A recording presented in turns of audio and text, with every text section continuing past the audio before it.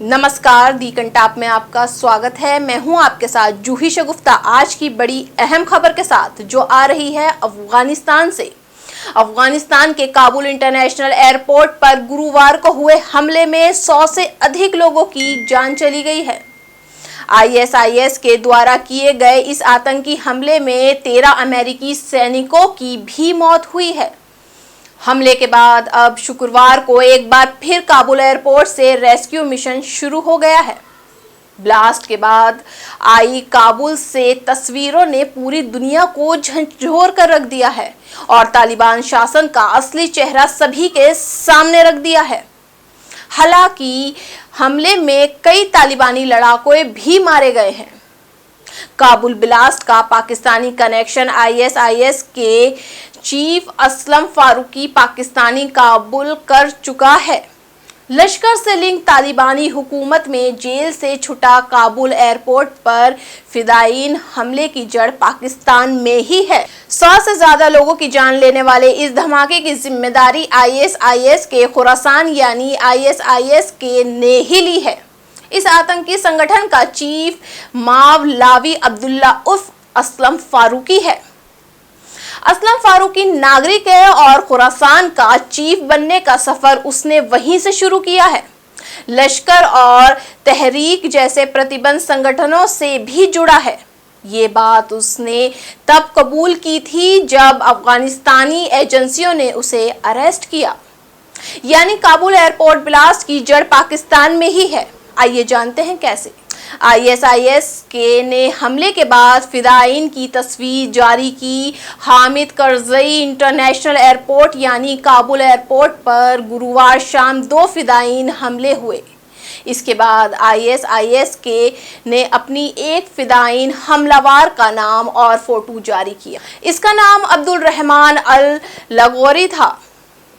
तालिबान ने कहा कि इस लड़ाके ने एयरपोर्ट में सुरक्षा बलों को चकमा दिया और भीतर दाखिल हुआ। निशाने पर थे यूएस सैनिक और सहयोगी। तालिबान ने कहा कि हमले में हमने अमेरिकी सैनिकों और उनके अफगान सहयोगी को निशाना बनाया। वो लोग भी निशाने पर थे जिनकी पहचान हमने जासूस के तौर पर की थी। हमारे निशाने पर तालिबान नहीं था।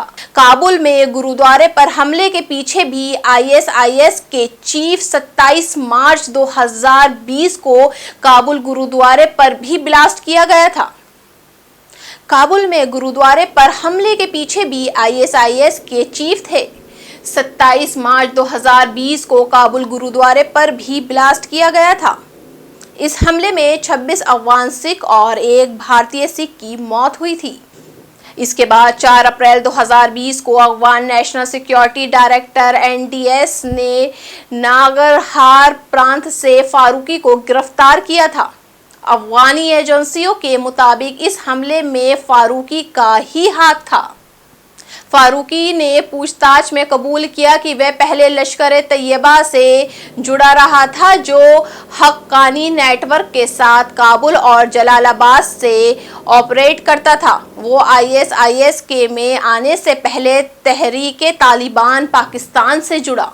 इसके बाद मावलावी जिया उल हक उर्फ अबू उमर खुरासानी के बाद आईएसआईएस का चीफ बना। पाकिस्तान के खैबर पख्तूनख्वा प्रांत के औरकाजई जिले का रहने वाला है। वो मोमजई कबीले से ताल्लुक रखता है। अफगानिस्तानी एजेंसियों ने उसे 4 पाकिस्तानी नागरिकों के साथ गिरफ्तार किया था। फारूकी ने एजेंसी को बताया था कि आईएसआईएस की जड़ें पाकिस्तान की रावलपिंडी में ही मौजूद हैं। इसके बाद उसे बगराम जेल में भेज दिया गया। लेकिन अफगानिस्तान में तालिबानी हुकूमत होने के बाद दूसरे कैदियों की तरह फारूकी को भी रिहा कर दिया गया था। पाकिस्तान चाहता था फारूकी उसे हैंडओवर किया जाए। फारूकी के बारे में दिलचस्प बात यह है कि जब भारत ने उसे पूछताछ की अपील की तो उसने ठुकरा दी। लेकिन पाकिस्तानी विदेश मंत्रालय ने अफगानिस्तान राजनयिक को बुलाकर फारूकी को हैंडओवर करने की मांग की थी। माना जा रहा है कि पाकिस्तान को इस बात का डर था कि फारूकी अफगान और दूसरी एजेंसियों की पूछताछ में पाकिस्तान से अपने लिंक के बारे में सब कुछ उगल न दे।